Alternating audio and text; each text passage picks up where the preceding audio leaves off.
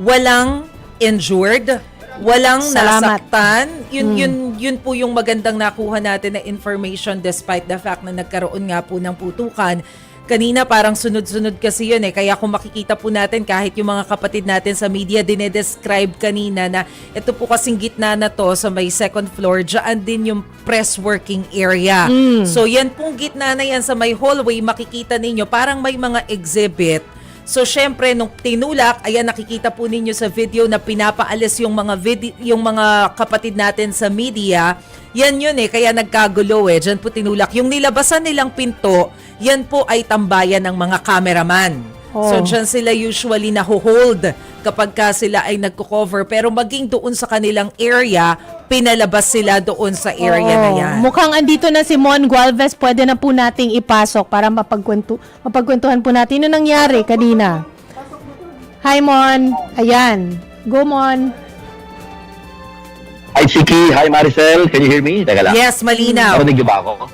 Oo, Okay, malinaw. Ano nang sitwasyon dyan, Mon? Okay. Currently, nasa labas na kami ngayon ng Senado matapos palabasin na rin totally ng mga kinauukulan ang lahat ng mga kawani ng media mula nga sa Senate building matapos yung nangyaring palitan ng putok ng baril dito sa may second floor ng Senado. Mainit, maaksyon at talagang tensyonado ang sitwasyon kanina. Initially, sinusundan lang namin yung mga tauhan ng Philippine Marines. Nakakara namin meron lamang pupuntahan na isang area doon sa may isang hallway sa second floor and then suddenly nagkaputukan na nga ng baril kaya talagang napaatras lahat at pilit na talagang pinapalayo ng mga tauhan ng Office of the Senate Sergeant at Arms ang lahat ng media for our own safety. Pinatras kami ng pinatras hanggang makarating kami doon sa pinaka legacy wall kung saan nandun yung mga larawan ng mga senador. Malayo-layo na yon technically doon sa isang hallway kung saan nangyari yung putukan. Kanina lamang lumabas dito sa Senado or sa Senate building sina Secretary John Vic Remulla ng DILG kasama ang lahat ng senador na nanatili sa loob sa pangunguna yan ni Senate President Alan Peter Cayetano. At ilan sa mga sinabi nila sa may claim pa na yan sa media na tauhan daw ng OSAA or Office of the Senate Sergeant at Arms yung nauna nagpaputok ng baril, yan ay para magbigay ng warning shots.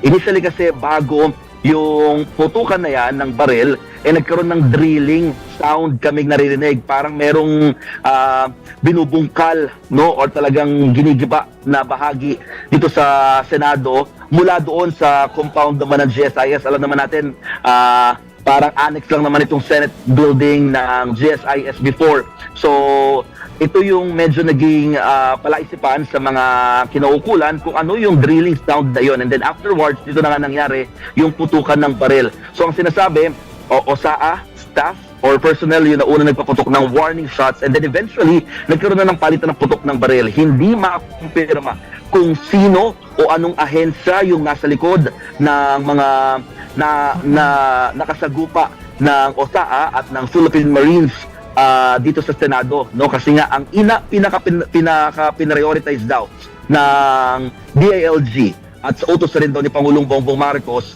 ma-provide yung security ng mga senador na nananatili pa rin sa loob ng Senado nang mangyari itong putukan nga ng baril. So bukod kay Senate President Alan Peter Cayetano, kasama rin sa lumabas karamihan mga pawang miyembro ng majority bloc, nandiyan si Senators Joel Villanueva, Loren Legarda, magkapatid na Mark at Camille Villar, Senators Bongo, Rodante Marcoleta, Pia Cayetano at saka si Senator Amy Marcos. Ang hindi natin nakita dito ay sina Senator Robin Padilla, Jigo Estrada at Senator Bato de la Rosa. Pero ang sabi nila, yung tatlong senador ay nasa loob. Hindi na lamang sila bumaba, dala ng pagod dahil sila rin tatlong senador na pawang halos wala pang kumpletong tulog mula na mag-stay dito nga sa Senado si Senator Bato de la Rosa. Most of the senators ng minority bloc ay nauna na nakauwi. Initially sinasabi meron daw silang natanggap na information na magkakagulo sa Senate. Yun yung inaalam kung paano nalaman ng ilang mga senators itong mangyayari ng gulo. Kaya nakauwi, no? Hi, Mon. Chiki, Maricel. Oo, Mon, pwede mo bang ipakita sa amin yung mismong sitwasyon dyan sa compound ng Senate para malaman lang natin, nandyan pa ba yung mga pulis, yung mga senador, naririyan pa ba sa area? Yes, actually, nung lumabas sila dito kanina, ito, binubuksan pansamantala itong pinaka-main entrance. Dito, din lumabas technically yung mga senador kanina, pero total lockdown pa rin kasi ang nangyayari, no? So pinapalabas lamang yung mga nananatili pa sa loob, no? So andito pa rin yung mga kawani ng media, sarado ang main entrance, sarado itong basement parking ng Senado, no? Pero nandito pa rin siyempre yung mga police mobile inside the premises nga ng Senate. Pero karamihan sa mga police actually kasamang pumasok ng mga senador doon sa loob pa rin ng gusali. So kasama rin nila si Secretary Remulla at di pa sila lumalabas sa mga oras na ito. Hindi pa malaman ngayon kung sila ay makakauwi. So yun yung mga bine-verify talagang kino-coordinate pa ng DILG kasama ng PNP para mabigyan ng protection pa rin daw ang mga senador ng Pilipinas. So, Mon, yung mga senador na lumabas kanina along with Senate President Alan Peter Cayetano, bumalik lahat sila sa loob? Bumalik. Lahat sila? Yes, pumasok ulit. Pumasok ulit silang lahat. Yung mga binanggit kong pangalan ng mga senador, sila ay nagsibalikan ulit. Ang pawang mga minority yung mga nakauwi na kaninang mga bago pa mag alas 6, alas 7 ng gabi. Oo. Pero, Mon, allowed ba na umalis din yung mga taong nandun sa loob or totally lockdown pa rin dyan? Actually, yung mga staff ng mga senators, karamihan sa mga nakita natin, naglabasan na.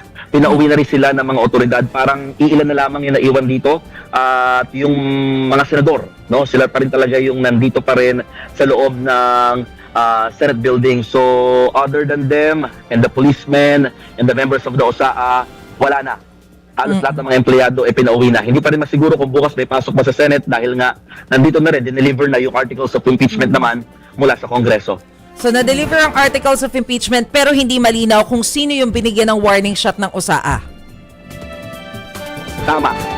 Kasi initially, ang sabi kanina ng Senate Secretary ni Mark Leandro Mendoza, perceived NBI agents. Pero malaman natin, di ba, in the past interviews, nagsabi si NBI chief na hindi raw mga tauhan ng NBI ang mga ito. So palaisipan pa sa DILG at mga otoridad kung sino itong grupo ng mga tao na nagtangkang pumasok sa Senate at nakapalitan ng putok ng baril ng mga miyembro naman ng OSAA at ng Philippine Marines. Yung mga nakikita natin na tao dyan sa paligid, dyan sa area mo, Mon, puro mga media at pulis na lang yan. Wala nang iba. Wala na. Mga kawani na ito ng media na dito na muna nagsisalampakan na sa pinaka flooring, no, sa mismong kalsada dahil dala ng pagod, no?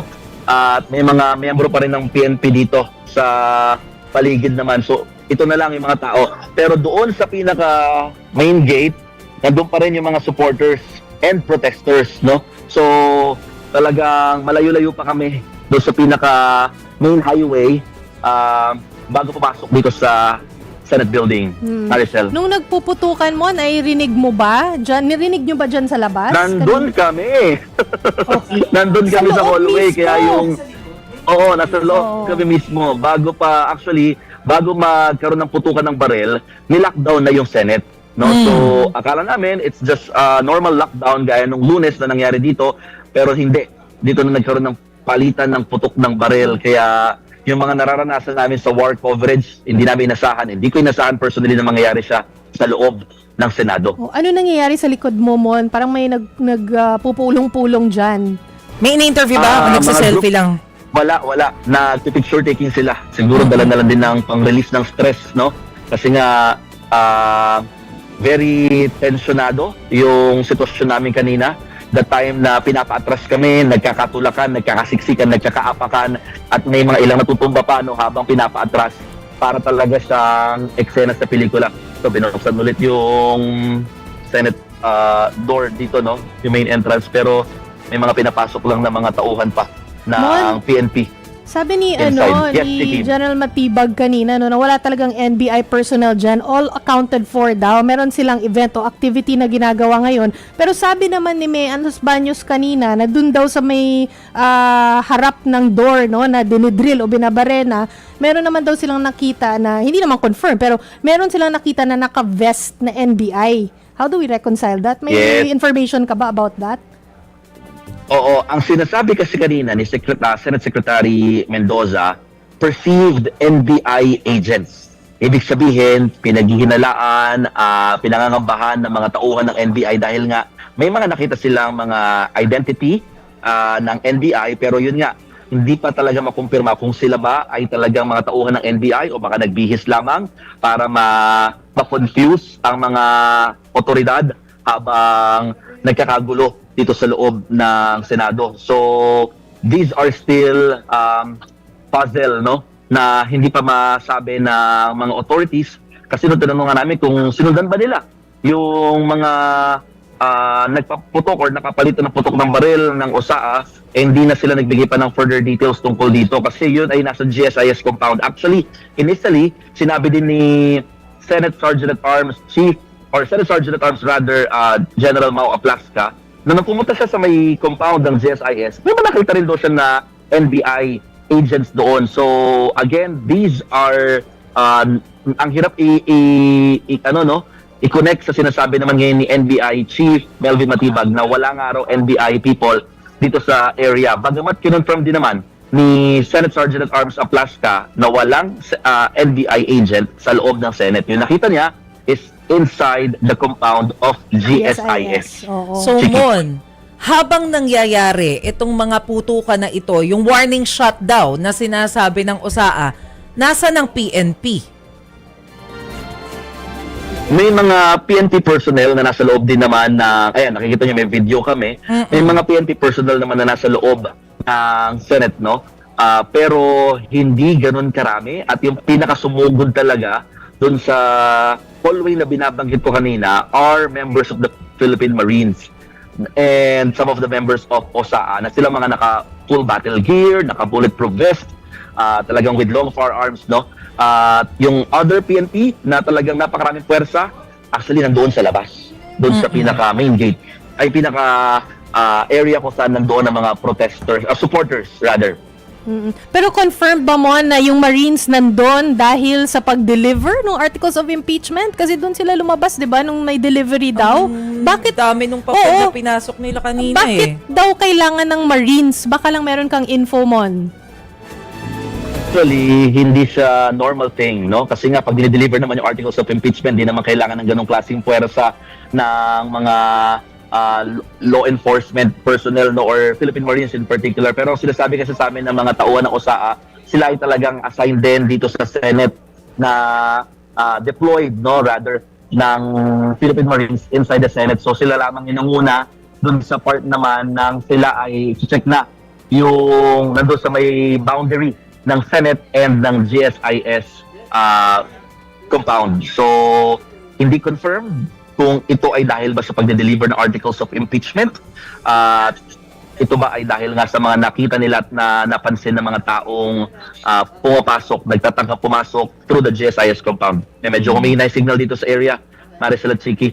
Kasi actually dito dapat kami mag-live kanina pero bigla bumabagsak yung signal. All we thought na parang may nilagay silang signal jamming device dito pero buti ngayon nakakalusot-lusot ng konti yung signal pa. Oo. Malinaw pa naman yung audio mo, Mon. Mon, kanina nung nakausap ninyo si SP Cayetano, may nabanggit ba siya kung ano yung napag-usapan nila ni Pangulong Marcos dahil tinawagan daw siya?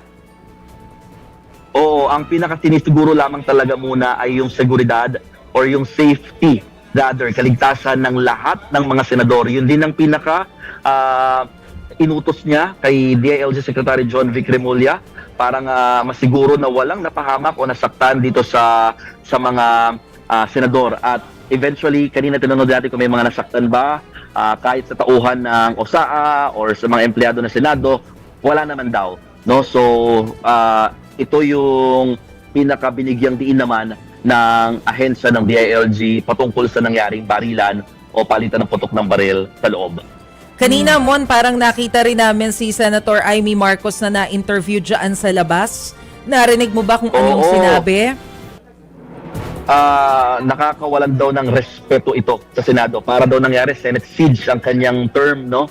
Dito sa nangyaring putukan sa loob ng Senado. Initially, akala pa nga nila ay parang fireworks lamang. Pero kasi sunod-sunod ito ng putok ng baril eh. Kaya talagang mataas yung tensyon at takot, no? Eventually ng mga tao makakarinig nito dito sa loob ng Senado. So, yun. Hindi pa niya masabi kanina kung siya may uuwi o mananatili sa loob ng Senado. Pero so far, we are still monitoring kung may mga lalabas ba dito sa pinaka-parking area ng mga senador sa loob.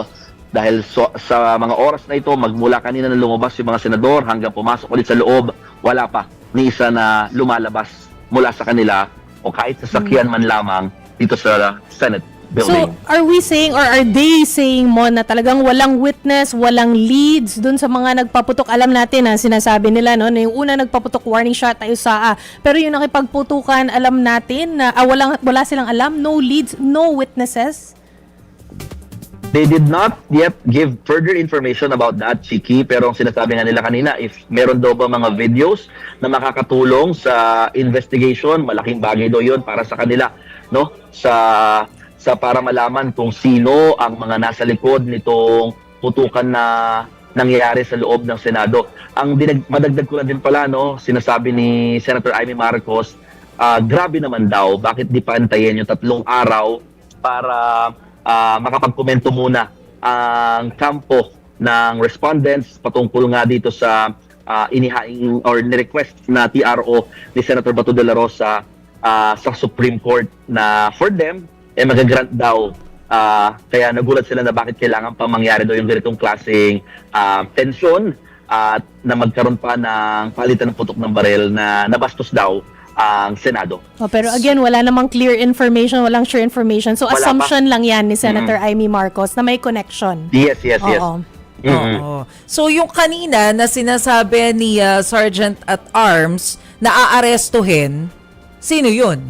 Si Senator Bato. Actually, that is also confusing, no? Kasi yung narinig sa video kanina ni Mean Los Baños na nabanggit nga ni Senate Sergeant at Arms Plasca na may aarestuhin, hindi na ito nabigyang linaw kasi technically ang sinabi ni Secretary Remulla kanina sa panayam natin wala raw mangyayaring arrest sa ngayon.